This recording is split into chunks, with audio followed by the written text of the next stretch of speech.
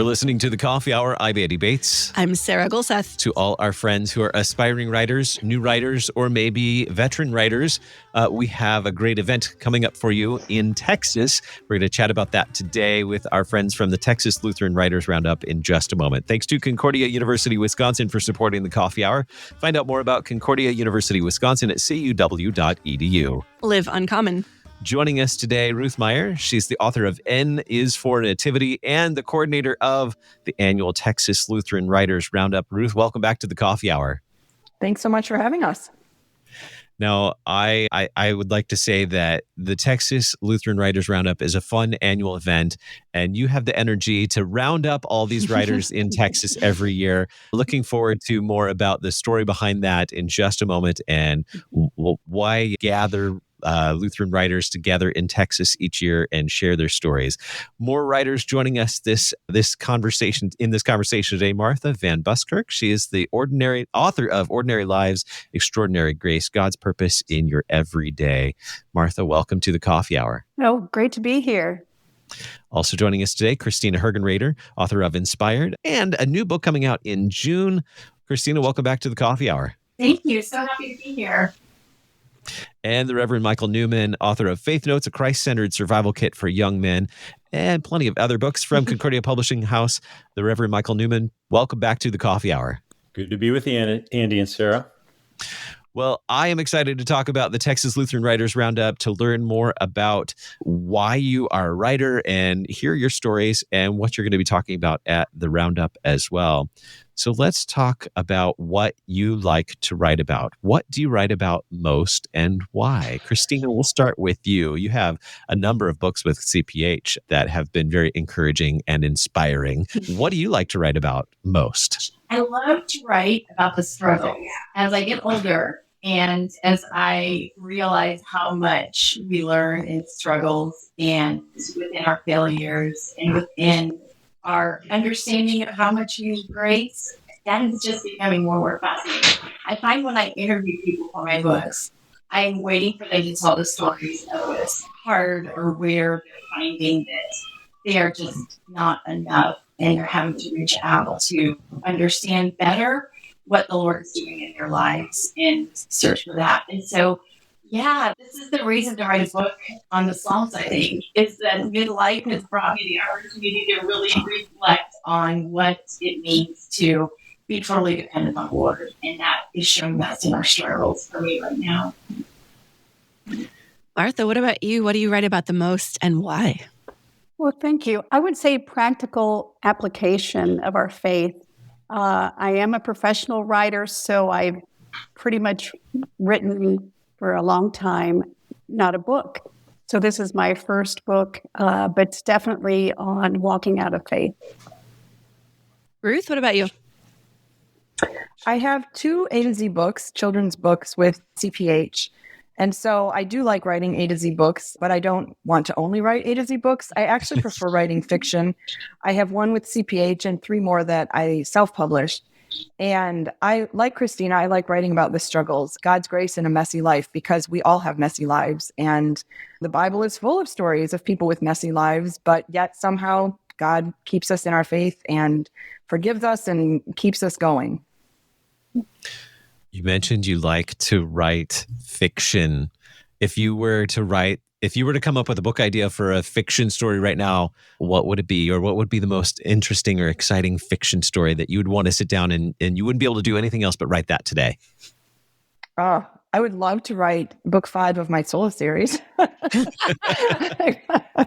If I could do that one day, that would be amazing. I would love that. Pastor Newman, what do you like to write about the most? Well, I think we're having a theme surface here. Maybe it's because of the Lutheran theology of the cross, but I too gravitate toward life's struggles, wrestling with God, and then, like Martha, bringing our faith in a practical way to people's lives, an understandable and usable way so they can implement that in their walk with Jesus, and just to see Jesus' great help and strength in the middle of all the challenges of life. And collectively, across the board here, all of you have wonderful resources to encourage us in that life, in the Christian life. And we've mentioned some of those books. We'll share some links in the show notes today as well.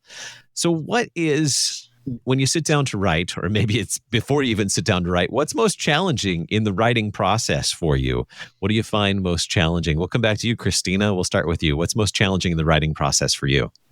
My first book was published in the CPH in 1999. And so I've been doing this for a long time. And I finally, after all these years, see myself as a writer. So I feel like just now, after how many, 25 years, I'm able to really say what I think that is. And I think that for me, it's actually the trust that develops through the creative process, trusting the Lord, that comes in really such a vulnerable process that any creativity is.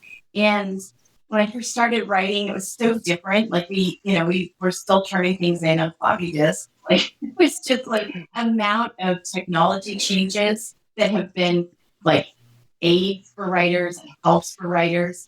And yet at the crux of it, it remains the creative process. It's really just a trust that God is going to work through me and speak through me to what His people need to hear, and that I'll be an instrument of that. And I think with any great vulnerability comes great reward. And so while the creative process is so messy for me, and I definitely have more barren seasons than I have fruitful seasons, those that are fruitful and can share this with God's people are just, I don't think there's anything this side of heaven for a creative person than that honor and humbling to be working in that kind of industry. It's just the best.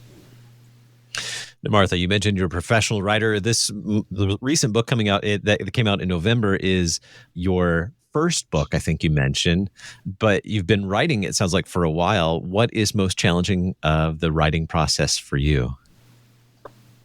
The most challenging aspect was really becoming a published author. So I was making a living as a writer, but during COVID, we all had extra time to think and to reflect. And I prayed and, thought a lot about it and just said, Lord, I don't want to be in my wheelchair, years from now and think I never really tried to write a book.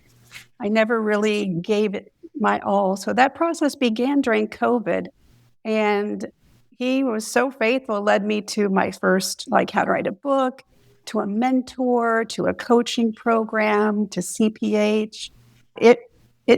That alone to me was my own kind of, blockbuster story, right? And then a funny thing is I was really working on something else and I was kind of excited about it.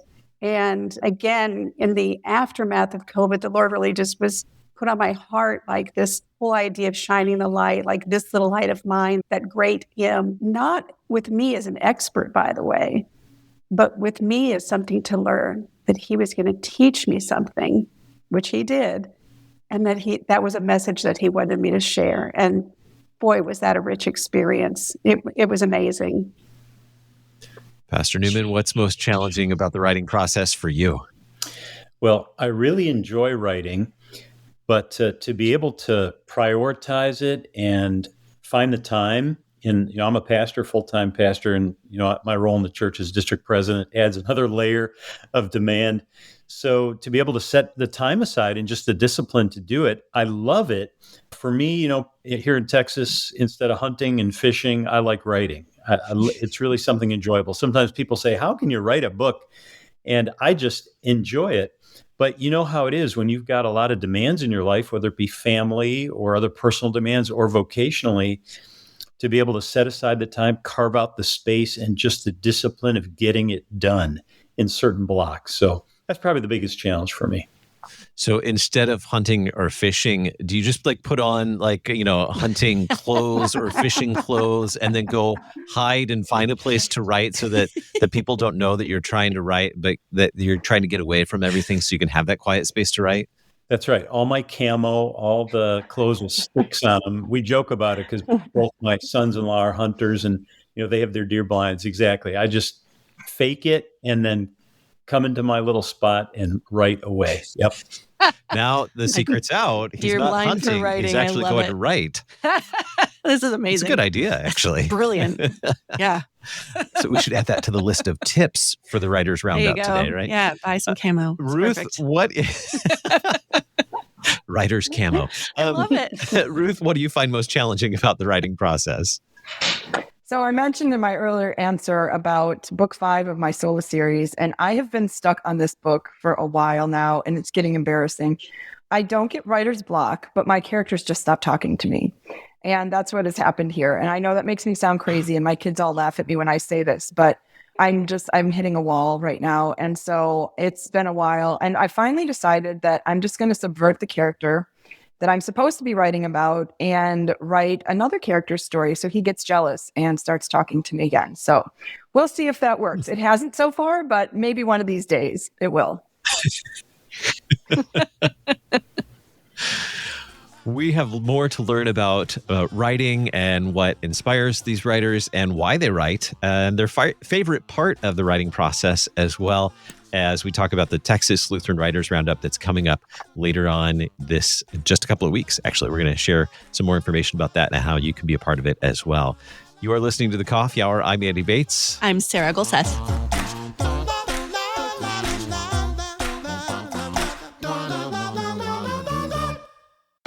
At Concordia University Wisconsin, we believe you were created for a reason: to use your God-given gifts to help others, to live a life of self-sacrifice in a me-first world, to live a life that's uncommon.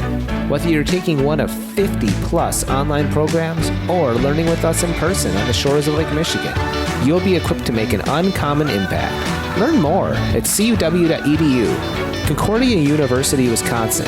Live uncommon.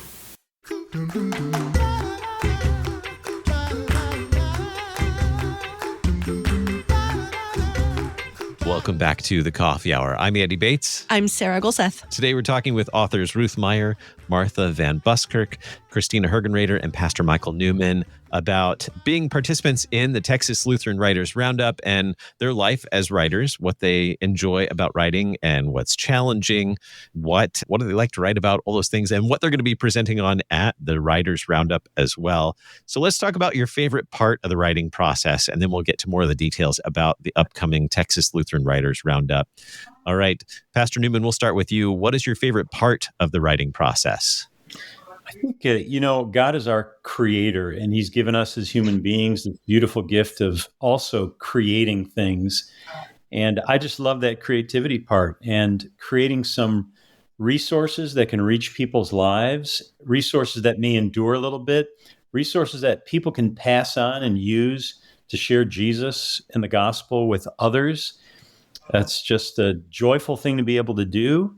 And it's really heartening to see how God uses those resources in ways that you didn't even expect him to. It's funny how he tends to do that with many things in our lives. Martha, what about you? What's your favorite part of the writing process? Well, like Mike, I think it's a really magnificent spiritual and creative process together. So you're praying, you're writing, you're looking for inspiration.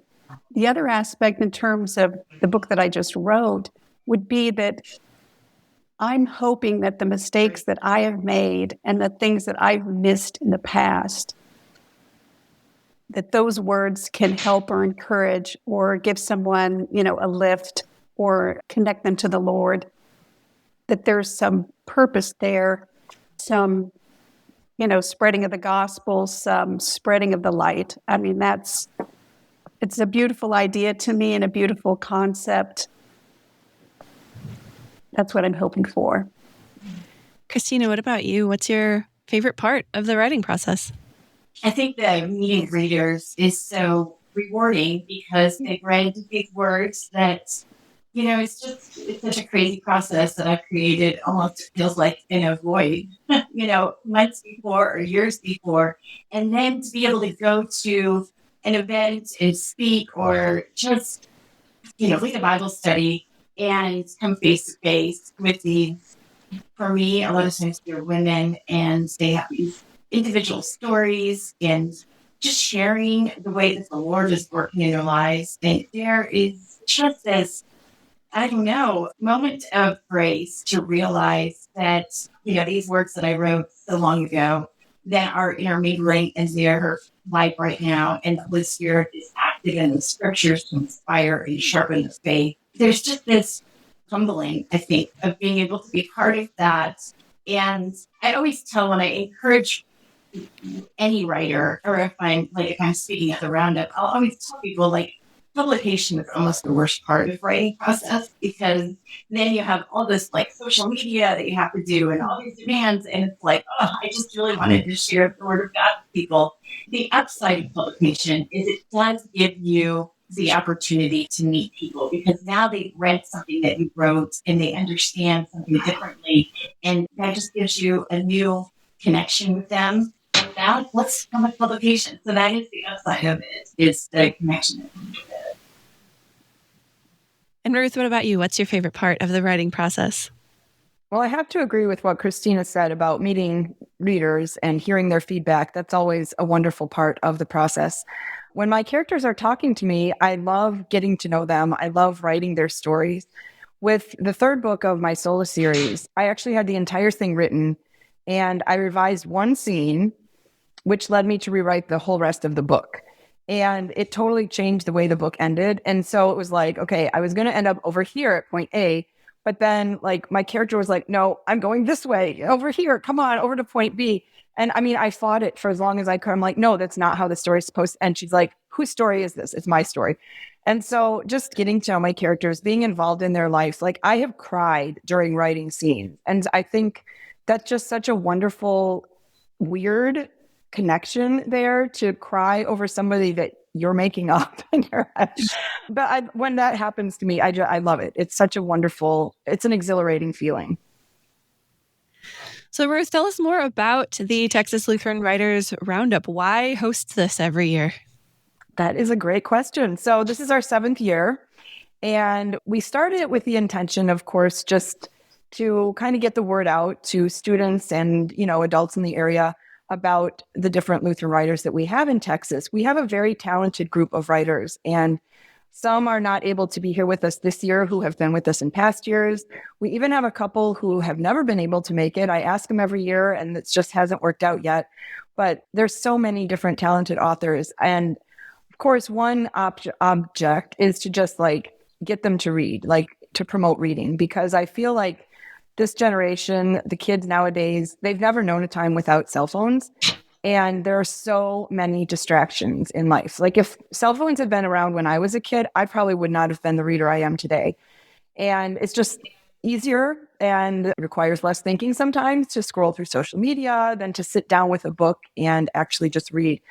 And so, of course, to promote reading is one object. But the other object, of course, since it is the Lutheran Writers Roundup, is to get good quality material that is doctrinally sound into the hands of young people, especially at a time when they are very impressionable and vulnerable, and they're still kind of figuring out, like, what do we believe? And, what should our values be? And, what does the Bible say? Things like that.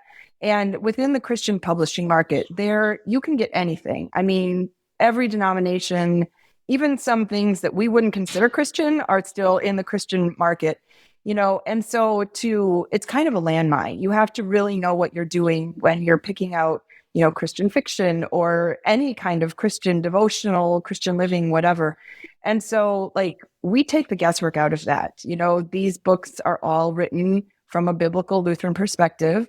And, we've gone through doctrinal review at CPH, all that stuff. And so to provide that to kids, and especially when, like I said, they're at a very impressionable age. And we have so many genres among the 7 of us that are going to be there. There's Christian fiction, contemporary fiction, young adult, historical fiction, devotional, Bible studies, Christian living, nonfiction.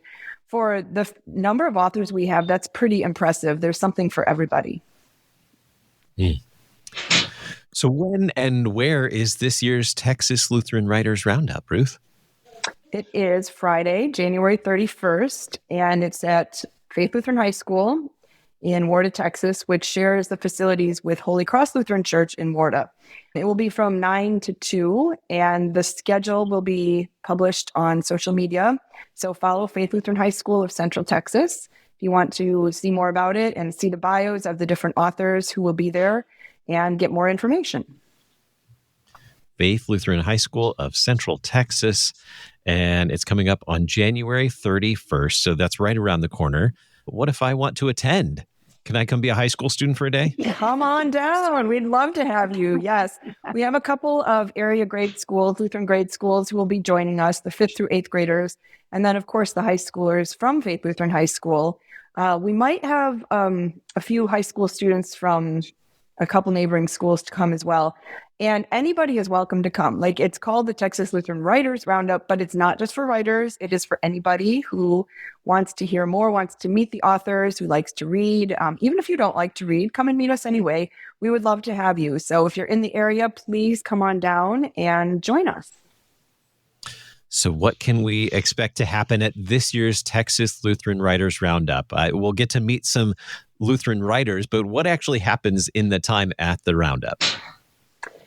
When we first started 7 years ago, we had kind of a group session in the big fellowship hall. What we would do is each author got 10 to 15 minutes, and we would all give kind of a little presentation to all the students and all the adults alike. Last year, we actually changed that, and we started doing more of kind of writing workshop with the kids because they'd all heard the spiels of how we became an author and what our books were and that kind of thing. So we kind of want it to be more of an educational field trip for the kids. So with the kids, they're doing kind of breakout sessions with each of us. But with the adults, they get to just stay in the fellowship hall. They don't have to move around like the kids do. And we will come to them, and we all have different presentations that we will give to the adults. And I am very intrigued by Christina's title that she is going to do with the adults. Do you want to share that, or is it a secret, Christina? Yeah, we'd love to. I'm going to speak on Luke 4, 13 to 16, which is the parable of the barren fig tree. And in that parable, we see that the point Jesus is making when he tells it is that things take time. And I think there's no better message for us today than that things take time. We're living in this content-rich society where content feels instantaneous. And I think it's such a great opportunity for all of us to step back and realize the process is where so much of our richness is. That's where we learn so much about who we are in Christ as we understand better our identity. It's really because of who he is and what he's doing in our lives. And we get really obsessed with the instantaneous and content and the pressure to create more and more and more. It just is such a mess. And so in that parable, we hear about, we just need some fertilizer and time, which the setting of the Roundup is kind of a rural setting. And a lot of the kids actually, Pastor Newman, will be wearing camo, you'll be glad to know. And they're going to come and they'll appreciate hearing a little bit about the fertilizer and manure and some of the stuff that you're going through is part of what becomes the content of what you're creating. But it's a process, and our job is to be patient and to trust in the Lord. And so I hope that resonates with the crowd at the Roundup. That sounds fantastic. We have just a few more minutes left, but I'm curious what the rest of you are looking forward to, maybe what you're presenting about. Martha, what are you looking forward to talking about with the group at the Texas Lutheran Writers Roundup? Thank you. I think it's going to be very exciting to be there as an author. I've been there as an attendee in the past, and I've learned from these fine people and others. And it's been such an inspirational experience. So now it's really trying to think about, what is the most valuable or story or, what are the kinds of things that we can share with both the adults and the students about writing. I mean, even just about the joy of reading, for example. And I do want to do a little shout out to Concordia Publishing House. I'm in a Christian writers group, and I'm the only one in that group that has a denominational publishing house. And I mean, that's really a blessing. But I'm being inspired by Christina, to be honest. And I'll look forward to talking a little bit about how you get to be an author and then what you write about. Pastor Newman, what are you looking forward to presenting and being involved in the Texas Lutheran Writers Roundup this year? Well, the fun thing, last time I was there, I got feedback from the students for the new book that just came out, the Faith Notes book.